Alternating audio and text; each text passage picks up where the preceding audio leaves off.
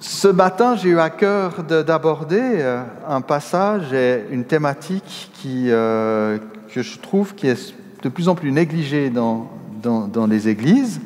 Nous allons lire les derniers versets de la Bible, de l'Apocalypse. Et l'Apocalypse est vraisemblablement le dernier livre de la Bible, donc c'est vraiment les derniers versets de la Bible.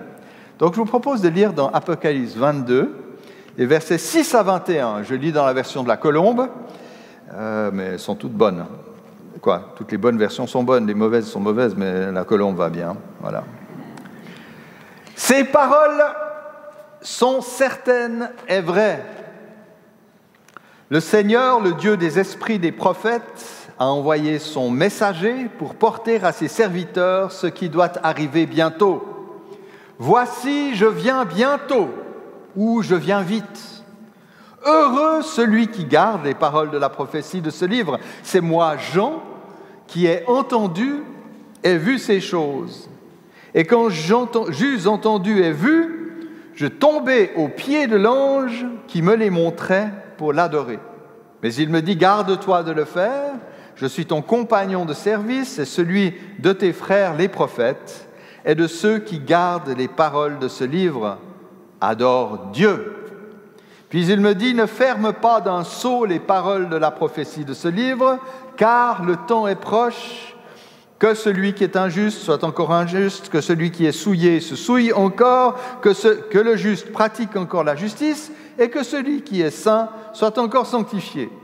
Voici, je viens bientôt, je viens vite, et j'apporte avec moi ma rétribution pour rendre à chacun selon son œuvre.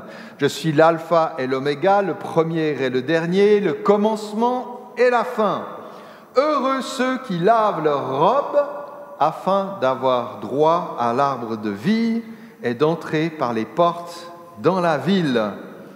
Dehors, les chiens, les magiciens, les débauchés, les meurtriers, les idolâtres et quiconque aime et pratique le mensonge. Moi, Jésus, j'ai envoyé mon ange messager pour vous attester ces choses dans les églises. Je suis le descendant, le rejeton et la postérité de David, l'étoile brillante du matin. L'esprit et l'épouse disent « Viens !» Que celui qui entend dise « Viens !» Que celui qui a soif vienne, que celui qui veut prenne de l'eau de la vie gratuitement. Je l'atteste à quiconque entend les paroles de la prophétie de ce livre. Si quelqu'un y ajoute, Dieu ajoutera à son sort les plaies décrites dans ce livre. Et si quelqu'un retranche les paroles du livre de cette prophétie, Dieu retranchera sa part de l'arbre de vie et de la ville sainte décrite dans ce livre. Celui qui atteste ces choses dit « Oui, je viens bientôt, je viens vite. Amen, viens Seigneur Jésus. » Que la grâce du Seigneur Jésus soit avec tous. Alors le texte est abondant, nous n'en abordons que quelques aspects, mais j'ai à cœur de vous parler de l'Église en tant que l'Église du second avènement. Je vois qu'il y a encore les 4 bougies de l'Avent ici qui ont été allumées progressivement jusqu'à Noël pour se rappeler le premier avènement de Jésus. On médite pour préparer Noël les 4 dimanches qui précèdent Noël sur l'avènement de Jésus. Mais il y a bien sûr, outre ce premier avant, un second avant, un second avènement, celui de la venue, du retour futur de Jésus. Et cette attente, cette espérance dans le retour de Jésus est essentielle, elle doit être absolument maintenue. Et il me semble, j'ose le dire, entendre de moins en moins, en particulier dans les églises évangéliques, parler du retour de Jésus. Alors qu'on le sait, dans l'histoire de l'Église, on sait les dégâts occasionnés par la négligence de cette attente vivante et ardente du retour de Jésus. Les chrétiens, dans cet état d'esprit, qui ont oublié ou négligé d'espérer le retour de Jésus, eh bien, au lieu de placer leurs richesses dans le ciel, les ont entassées sur la terre. L'Église, peu à peu, a oublié qu'elle n'était qu'une ambassade du royaume que Jésus allait établir. Cette Église s'est crue appelée à régner sur terre en cherchant à prendre le pouvoir politique pour imposer le royaume de Dieu à l'humanité, y compris par la force. De voix prophétique dans le monde, elle est alors devenue persécutrice. Puissance totalitaire, la chrétienté, née avec la conversion de Constantin, l'empereur romain, puis après Théodose, surtout qui a imposé la foi chrétienne sous peine de mort, d'exil et de persécution. Les Juifs peuvent en dire beaucoup de choses, parce que très très vite, ils ont été massacrés, persécutés parce que non chrétiens. Les hérétiques, ceux qui osaient ne pas penser comme l'Église officielle pensait, ont été aussi massacrés. Près de 20 000 arianistes, alors on n'est pas d'accord avec ce qu'ils croient, ils ne croyaient pas que Jésus était Dieu, mais est-ce que c'est une raison de tuer femmes et enfants pour cela? Bref, c'est une horreur.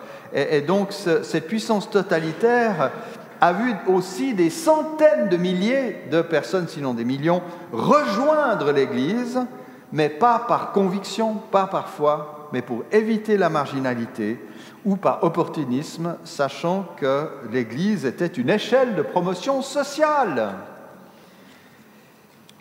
Il n'y a pas très longtemps, dans les villages ou dans les villes, on allait au culte parce que le patron y allait.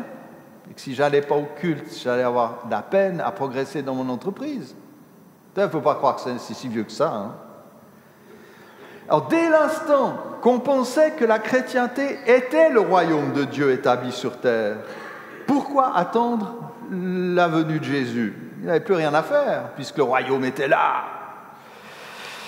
Et dès l'instant, et c'est ce qui est dramatique aujourd'hui, c'est que des pans entiers du monde évangélique cèdent à cette tentation de l'activisme politique et de la quête de pouvoir.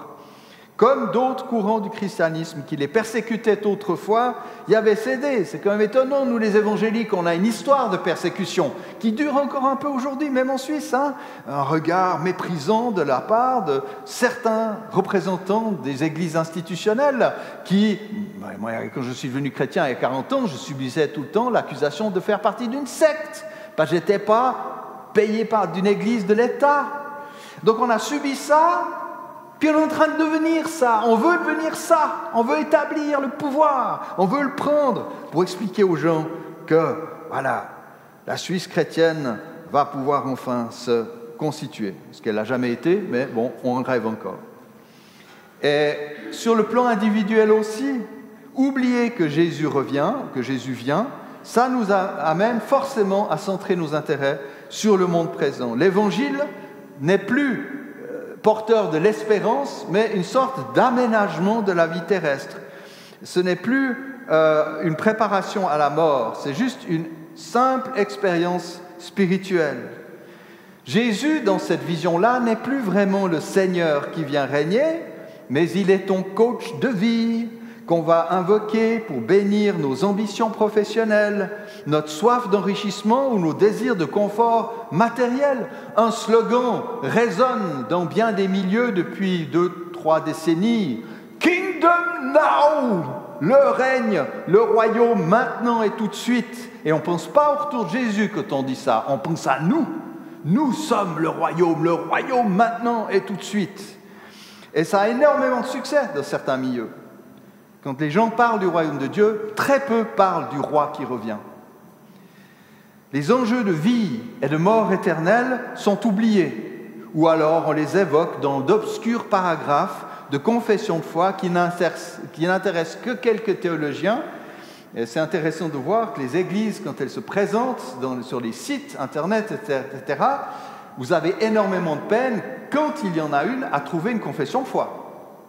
On est là, une association de croyants pour aider les gens à trouver le chemin de la communion avec Dieu. Mais ce qu'on croit, on ne sait pas si on adore, je ne sais pas, les tulipes fluorescentes ou un veau d'or, ça on s'en fout. Ce n'est pas important, l'important c'est qu'on soit là pour les gens. Alors c'est pas que cet objectif soit pas bon, mais personnellement, quand j'arrive dans une ville où j'ai envie d'aller à l'église, j'aimerais bien savoir à quoi ils croient. Et puis alors je vous dis, le retour de Jésus, c'est souvent d'un grand flou. Pourtant, l'attente du retour de Jésus est fondamentale dans la foi chrétienne. La prédication à la spiritualité pentecôtiste à laquelle notre Église se rattache, nous sommes une Église pentecôtisante, elle a un quadruple slogan, vous le connaissez sans doute, Jésus sauve, Jésus guérit, Jésus baptise de l'Esprit et Jésus revient. Ça a été la marque. Le Jésus revient aussi, ce quatrième angle, l'évangile aux 4 angles, comme disait Jean à tort. Jésus revient, ça a été important. Et voilà qu'on a les dernières paroles de l'Apocalypse, on peut dire presque pas le testament de la Bible, il ne faut pas dire ça, mais disons les derniers mots de la Bible nous appellent à être dans cette attente. Et on va regarder ensemble qu'est-ce que ça veut dire d'être une église du second avènement, une église qui prend sérieusement cette réalité du retour de Jésus et qui l'attend activement. Tout d'abord, c'est une église qui garde la parole de Dieu, qui s'y attache. L'attachement aux paroles est un des thèmes qui traverse tout le passage, vous pourrez voir. Jean évoque à 5 reprises l'idée de parole, en les liant chaque fois à la notion de prophétie. 4 fois, il est parlé aussi du livre. L'expression la plus complète qu'on trouve au verset 7, les paroles de la prophétie de ce livre, est au verset 19 dans le même sens, les paroles du livre de cette prophétie.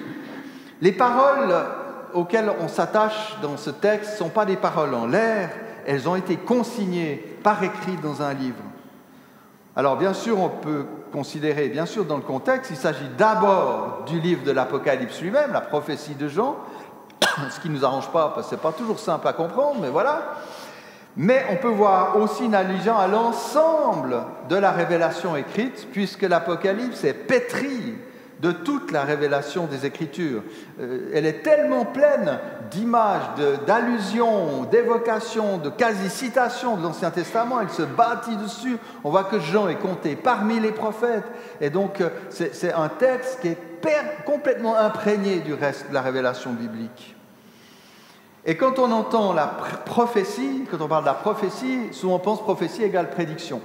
Alors, il y a des aspects, bien sûr, prédictifs dans l'Apocalypse, mais j'aime bien souligner, parce qu'il y a trop de gens qui se sont un peu perdus dans ce labyrinthe en inventant toutes sortes d'interprétations géopolitiques dignes d'un comptoir de bistrot. C'est rigolo de dire des bêtises au bistrot, mais quand on commence à les écrire en disant « voilà, j'ai compris, ça c'est un peu plus compliqué », et j'ai apprécié qu'un théologien, Alfred Kuhn, théologien évangélique, a dit « mais rappelez-vous que l'Apocalypse se présente comme révélation de Jésus-Christ. Pas seulement des choses à venir, mais de Jésus. » Donc si vous avez la peine avec ces coupes, ces trompettes, ces machins qui arrivent dans tous les sens, dites-vous, mais qu'est-ce qui dans le texte me parle de Jésus? Et l'Église doit se mettre à la recherche de Jésus, on va en parler un peu plus loin. Mais la prophétie est écrite, donnée une fois pour toutes dans la Bible, et donc il n'y a pas à rajouter de textes, de nouvelles révélations. Ne vous laissez pas tourner la tête par quel gourou qui prétend avoir une nouvelle connaissance. Non, la connaissance nous est donnée à nous dans la parole de Dieu, et nous devons nous attendre à ça et nous y attacher. Donc une église qui attend la seconde venue de Jésus est une église qui se fonde sur la parole de Dieu. Alors, ne nions pas l'utilité des livres, des vidéos et autres productions chrétiennes, mais apprenons tout d'abord à nous fonder sur la révélation biblique. Cherchons à être fidèles à ce que Dieu nous y a transmis. Tant de prophètes, tant de théories, tant de nouvelles coutumes nous inondent avec l'aide d'Internet qui amplifie tout. Mais comment ne pas nous laisser séduire parce qu'elles ont de faux? Parce que ce n'est pas parce qu'une vidéo est présentée par un prédicateur qui se dit chrétien qu'il va dire des choses justes forcément. Et on n'a pas, personne peut, tout le monde, peut-être même une minorité de gens sont appelés à pousser leurs études en théologie, ce n'est pas la question, mais un chrétien qui fréquente régulièrement sa Bible, il connaît la voix de son berger. Et que quelqu'un vienne avec des idées farfelues, faire un peu n'importe quoi, voire même ne plus utiliser le texte biblique, puis essayer de nous infliger je ne sais quelle nouvelle théorie, nouvelle technique, nouvelle mode, eh bien, on a la voix de notre berger qui nous évite de nous égarer. Donc, il faut nous fonder dans la Bible. C'est seulement dans une fréquentation régulière de la Bible et de la Bible en entier que nous pouvons bâtir peu à peu et bien sûr imparfaitement un antidote aux fake news, aux infox qui veulent nous infecter, et je peux vous assurer qu'il y en a des tonnes. Mais lire votre Bible, pas d'une manière légaliste, mais comme un lieu où nous nous construisons où nous laissons Dieu peu à peu, avec toutes ces briques un peu disparates, on a de la peine à des fois les mettre ensemble, mais finalement en faisant le tour de sa Bible régulièrement, ne se réfugiant pas que dans les passages ultra connus, mais en faisant le tour régulièrement, eh bien, se construit en nous quelque chose que le Saint-Esprit nous donne pour être fort. Une église aussi qui attend le second retour de Jésus est une église prophète pour le monde. On pourrait penser que Jean est fataliste quand il dit que le méchant continue à mal agir et que le juste continue à pratiquer la justice. Si j'étais musulman, je dirais Inch'Allah, mais ce n'est pas ce qu'il est en train de dire. Parce qu'il dit un peu plus loin que celui qui a soif vienne et que celui qui désire prenne de l'eau vive gratuitement. Donc il appelle quand même peut-être les gens à changer. Il ne dit pas que celui qui a soif continue à avoir soif, vous voyez. Mais qu'est-ce qu'il est en train de dire ? Si c'est un message du Seigneur, vous me le transmettez après, on agira. En fait, il souligne la responsabilité des gens. Ma foi, celui qui veut continuer à mal agir, qu'il continue à mal agir. Celui qui veut agir juste, qu'il continue à agir juste, parce que Jésus dit juste après, « Je viens bientôt et ma rétribution est avec moi pour rendre à chacun selon ce qu'est son œuvre. » Je ne peux pas t'empêcher de ne pas vouloir faire ce qui est bien, ne le fais pas. Et puis celui qui fait du bien, continue à le faire. De toute façon, sache qu'il y a simplement un butoir à l'histoire du monde qui s'appelle le retour de Jésus, et il y aura quand même un temps de jugement. Donc l'espérance du second avènement nous amène à exhorter notre prochain à être responsable, et en un sens à se préparer à rencontrer son Dieu à la fin des temps. Et se préparer à ce retour de Jésus implique, et c'est ça notre invitation, à mettre sa confiance dans le Seigneur, qui lui nous offre le pardon et la communion de Dieu. L'Église qui attend le retour de Jésus est un prophète dans ce monde. C'est une ambassade du royaume qui vient, et elle interpelle le monde, comme Pierre l'a dit à la Pentecôte, « Sauvez-vous de cette génération tordue », comme Paul l'écrit dans la 2e aux Corinthiens, « Nous vous supplions au nom du Christ, soyez réconciliés avec Dieu. » L'ambassade annonce la venue du roi. Mais le roi vient, et l'ambassade dit « Attention, il y a quelque chose qui va se passer. Il va falloir faire face. » Jean conclut d'ailleurs l'Apocalypse et toute la Bible en disant que la grâce du Seigneur Jésus soit avec vous tous. Et donc nous annonçons la grâce. Nous ne sommes pas là pour juger, mais nous sommes là pour dire qu'il y aura un point final. Et ça nous soulage, vous savez, là il y a ces histoires d'otages rendus, il y a plein d'horreurs qui se passent sur Terre. Puis il y a ces 2 bébés, 9 mois et 4 ans, les Bibas, dont on ne sait pas s'ils ont été tués, massacrés, affamés, ou s'ils sont encore en vie, 2 enfants. C'est assez difficile de justifier une prise d'otage d'enfants comme ça. Peut-être que les kidnappeurs, assassins qui les ont pris échapperont à la justice des hommes. Peut-être qu'ils sont morts dans un bombardement. D'accord ? Il n'y aura pas de justice ni de jugement pour eux. Mais le Seigneur les attend à la fin des temps. Et moi, ça me console. Je ne dis pas que ça me console complètement, mais ça me donne l'idée, il y a un trône blanc. Vous savez ? Il y a un jour où tel dictateur en fuite, se réfugiant dans je ne sais quel paradis de dictateur, va un jour quand même devoir rendre des comptes si la justice humaine le rate. Alors, au lieu de vouloir être les rois ou les présidents du monde, eh bien, soyez une église prophétique qui annonce un royaume plutôt que de l'établir. Et que notre voix annonce toujours l'évangile de Jésus comme le sauveur et l'évangile de la paix que Dieu propose à l'humanité. En 3e lieu, il faut que j'aille plus vite, une église qui attend le second avènement, c'est une église qui soupire après la venue de Jésus. Le Seigneur proclame « Je viens bientôt » et l'Esprit Saint est la fiancée. On voit comment la fiancée qui est l'Église dans cette histoire, et on voit combien l'Église respire par le Saint-Esprit, prie par le Saint-Esprit, crie par le Saint-Esprit. Eh bien, la réponse, c'est « Viens ». Le retour de Jésus n'est pas un simple article de confession de foi, quelque chose qu'on veut bien croire et qu'on laisse dormir avec les autres convictions chrétiennes qui réunissent notre communauté. Il faut bien des statuts, n'est-ce pas ? Et ce qu'il y a d'intéressant, et je l'ai fait un peu ressortir dans la lecture du texte, c'est que le terme grec traduit par bientôt veut aussi dire vite, rapidement. Alors quand l'Église dit viens bientôt, si on dit que viens bientôt, on pourrait être amené à se dire ouais, c'est bientôt dans le temps, c'est chronologique, quel calendrier peut m'assurer que Jésus reviendra? Et on a vu des chrétiens s'empêtrer dans des élaborations compliquées d'un calendrier des événements derniers. Et je peux vous signaler quelque chose de très simple, le plus ce calendrier est précis, le plus il est complètement faux.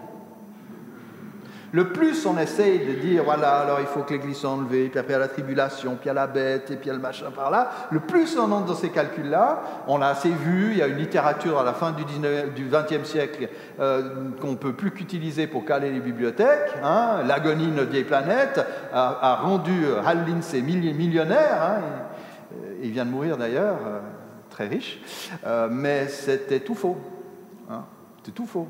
Puisqu'il identifiait l'Antichrist à l'URSS qui n'existe plus depuis longtemps. Non, c'était juste un bon délire. Mais qu'est-ce qu'on l'a lu? Moi, j'ai lu ce bouquin. Hein, voilà, hein.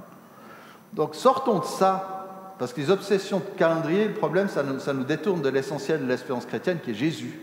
D'accord? Moi, mon attente, c'est le retour de Jésus.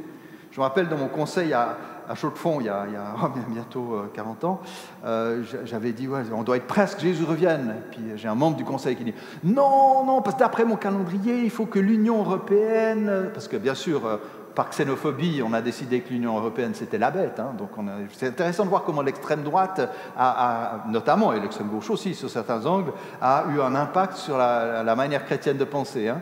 Ah oui, non, mais il faut d'abord que l'Union européenne se reconstitue de telle manière avant, donc de toute façon pas avant 2-3 ans, quoi. Je dis, mon gars, non, tu dois être presque, Jésus revienne aujourd'hui, hein.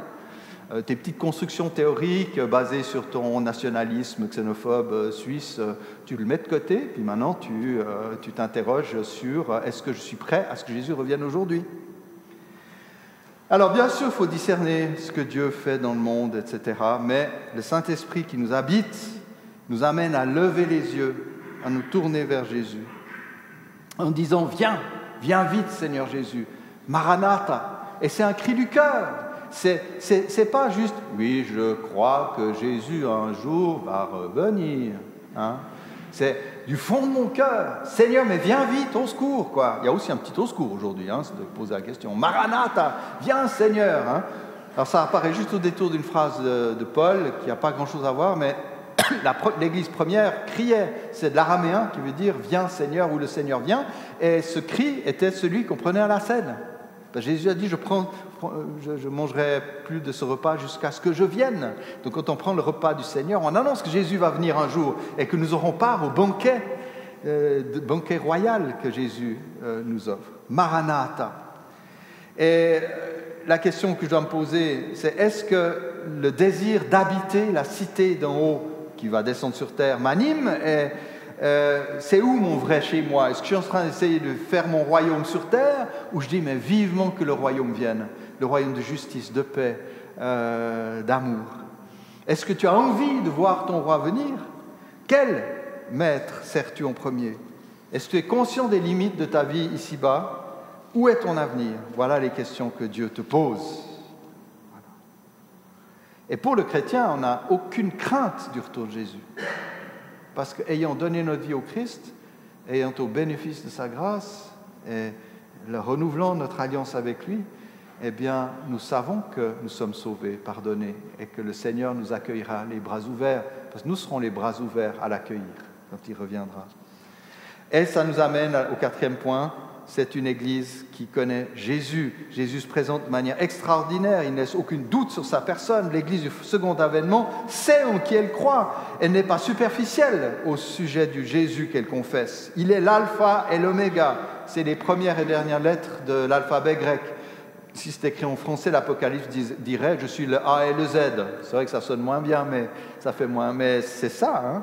Il est le premier, il est le dernier, il est le commencement, la fin. Pourquoi il dit ça? Eh bien, ces titres évoquent le Dieu Seigneur qui s'est révélé à Israël comme « Je suis celui que je suis », le Dieu qui a libéré Israël de l'oppression égyptienne, qui a fait alliance avec lui, qui lui a donné une terre promise pour s'établir. Et par ces titres que Jésus donne à lui-même, il s'identifie comme étant ce Seigneur de l'ancienne alliance. Il est l'Éternel. Hein? Alors en hébreu, c'est un nom compliqué. Voilà, Adonai, on lit Adonai, le Seigneur, mais on ne sait pas comment ça se prononce. C'est Yahou, sans doute, ou Yahoo. Bref, c'est le nom le plus fréquent dans la Bible. On ne sait même pas ce qu'il veut dire. Mais il y a une explication donnée à Moïse. Voilà, c'est le Dieu éternel qui n'a pas de commencement, pas de fin. Je suis celui que je suis. Et Jésus s'attribue cette identité, parce qu'il est le Dieu qui vient nous libérer de l'oppression. Il est le Dieu qui vient faire alliance avec nous, et il est le Dieu qui nous amène en terre promise. C'est vraiment ce nom-là qui est typique de Dieu quand il se présente comme le Sauveur et le Dieu de l'Alliance. Donc, Jésus est pleinement Dieu. Dieu qui existe éternellement avant la création du monde. Dieu qui conduit l'histoire jusqu'à son achèvement, malgré les apparences, Dieu le Créateur, le Seigneur, le Sauveur de l'humanité. Et Jésus envoie son ange témoigner aux hommes. Il est le Dieu qui se révèle, il est la parole, aussi un autre titre donné par l'apôtre Jean dans son évangile. Jésus qui est venu dans notre histoire humaine, qui est vraiment mort, qui est vraiment ressuscité, c'est aussi le Jésus qui revient bientôt. Et l'Église qui connaît Jésus, c'est l'Église qui connaît ce Jésus-là, ce Jésus parfaitement Dieu et parfaitement homme. Vous avez 4 heures pour me faire une équation compréhensible. On ne peut pas. Nous le confessons sans pouvoir nous le représenter de manière très très facile.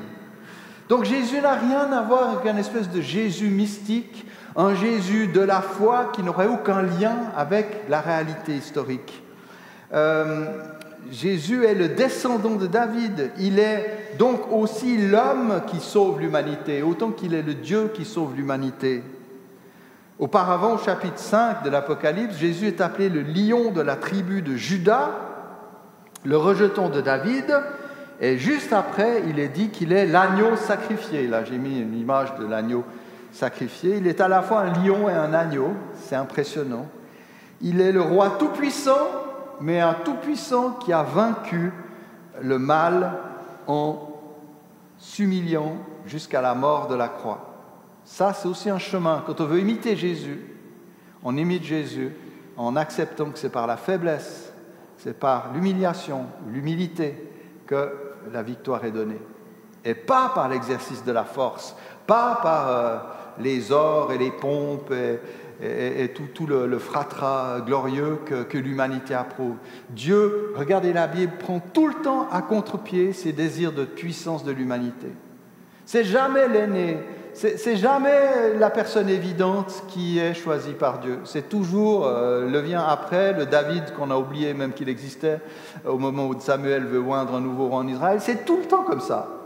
Dieu choisit volontairement ce qui prend à contre-pied l'humanité en quête de gloire. L'Église du second avènement, elle connaît Jésus profondément et elle résiste aussi au faux Jésus des philosophies et des courants spirituels de ce monde qui présentent d'autres formes de Jésus qui ne sont pas celles que nous révèle la Bible. Jésus a dit aux religieux, à certains religieux de son temps, « Vous sondez les Écritures parce que vous pensez avoir en elles la vie éternelle, mais ce sont elles qui rendent témoignage de moi. » Hein, on ne cherche pas. Vous voyez, on cherche une chose, la vie éternelle, puis Jésus dit, arrêtez de chercher une chose, c'est moi qu'il faut trouver. Vous cherchez la vie éternelle, c'est moi la vie éternelle. Donc si nous voulons être une communauté qui attend le second avènement de Jésus, il faut que nous allions à la recherche de Jésus. Il faut que nous nous nourrissions de ce que la Bible dit de lui. Cherchons-le pour l'aimer, pour l'imiter, pour le suivre. Et tous nos engagements dans le monde, ça peut être familiaux, professionnels, sociaux, seront transformés. Bien plus que des programmes et autres organisations non gouvernementales qui ont toutes leurs valeurs, mais que nous pourrions inventer. Tout d'abord, c'est l'imitation de Jésus-Christ. Tout le reste suivra. Mais si on crée une ONG pour artificiellement essayer de faire du bien au monde sans qu'on soit passé par la case Jésus, autant oublier, on perd du temps et de l'argent. Enfin, la révolution est en marche, camarades. Enfin, l'Église qui attend ce second avènement, puis vous attendez à la fin de ma prédication, je sais, est une Église qui progresse par la grâce. Pardonnez-moi, j'avais trop à dire ce matin et je n'ai pas su maîtriser mon cheval. Voilà, je le tiens. Heureux ceux qui lavent leurs robes afin d'avoir droit à l'arbre de vie et d'entrer par les portes de la ville. Et puis Jean cite après, aussi dans le même texte, toute une série de personnes vouées au mal qui ne pourront pas y entrer. Et ce ne sont pas simplement des gens qui commettent des fautes, ce sont des personnes qui s'adonnent au mal de manière continue et sans gêne. Les chiens, dans le langage biblique, ce sont les faux enseignants, les faux prophètes. Les sorciers, ce sont ceux qui se compromettent dans l'occultisme. Les débauchés se livrent sans honte à toutes leurs passions et à leurs vices. Les meurtriers méprisent la vie des autres au point de même leur enlever. Les menteurs aiment la pratique du mensonge, ce qui est une caractéristique majeure du diable, selon Jésus, puisque lui-même appelle le diable le menteur et le père du mensonge. Alors quand vous entendez, moi j'ai entendu une fois un politicien qui était un menteur viscéral, puis je l'ai dit à quelqu'un, un chrétien qui le soutenait, je dis mais tu sais, il ment tout le temps. Oh mais ils mentent tous. Et je vous rappelle simplement que le diable est le père du mensonge et que le critère mensonge c'est quelque chose de très important. C'est pas, voilà. Hein. En contraste avec ces gens-là, Jean évoque ceux qui lavent leurs robes. Alors c'est très intéressant, il ne dit pas, il y a les méchants qui font des méchancetés, puis il y a les gens qui n'en font pas. Il dit, il y a ceux qui lavent leurs robes. C'est-à-dire, c'est que l'Église n'est pas faite de gens qui n'ont pas besoin d'être lavés. Elle n'est pas faite de gens qui prétendent être plus intelligents, plus forts ou plus vertueux que les autres. Mais il est fait de personnes qui peuvent s'approcher du Christ, qui sont conscients du mal en eux et qui demandent à Dieu de les purifier, de leur pardonner, qui renouvellent une demande de grâce. Y compris quand ils cèdent à certains des péchés dénoncés. Oui, je cède au mensonge, peut-être je cède à la débauche, je ne sais pas, de la pornographie, etc. Mais en tant que chrétien, le Saint-Esprit en moi ne me laisse pas tranquille et m'amène sur un chemin de réparation, de restauration, de pardon et de transformation. Et cette grâce est transformante. Je viens vers le Christ pour laver ma robe. Hein, la robe. L'Église du second avènement est une Église en marche, une marche vers la sainteté, une marche imparfaite où à chaque instant l'Église demande et reçoit la parole de Dieu et la grâce de Dieu. Elle ne juge pas, mais elle se sait pardonner. Elle ne s'enorgueillit de rien parce qu'elle sait de l'obscurité d'où elle a été tirée, et d'où, comme priait aussi tout à l'heure quelqu'un, voilà, qu'il y a encore peut-être des placards ou des zones qui doivent être purifiées, visitées par le Saint-Esprit en nous. Hein. Mais l'Église ne s'enorgueillit de rien, sinon qu'elle est fière de Jésus et de ce que Jésus a fait. Hein, que celui qui veut se vanter, se vante du Seigneur. Voilà. Donc laissons le Seigneur constamment susciter en nous ce double mouvement, celui qui nous amène au bois de la croix pour que Christ nous purifie, et celui qui nous conduit au bois de la vie, à l'arbre de la vie, afin que nous soyons nourris de la vie éternelle. Refusons l'ivresse d'un monde qui veut nous garder enfermés dans sa folie et sa mort. Donc voilà les 5 aspects de l'Église qui attend le second avènement. Bienvenue au programme. Je crois que nous sommes sur ce chemin-là, mais puisse Dieu toujours nous garder dans l'attente du retour de Jésus. Oui, soyons une Église, une communauté qui garde la parole de Dieu, une Église prophète dans ce monde, qui ne veut pas régner, mais qui interpelle le monde, une Église qui soupire après la venue de Jésus parce que c'est une affaire de cœur et pas qu'une affaire de conviction, une Église qui connaît Jésus parce qu'elle confesse Jésus, parfaitement Dieu, parfaitement homme, et qu'elle essaie de l'imiter, et une Église qui progresse par la grâce, parce que nous ne voulons pas tomber non plus, devenir une sorte de secte moralisatrice. Nous sommes des gens très conscients de notre besoin permanent de la grâce de Dieu, mais une grâce agissante par la puissance du Saint-Esprit. Merci Seigneur. Amen.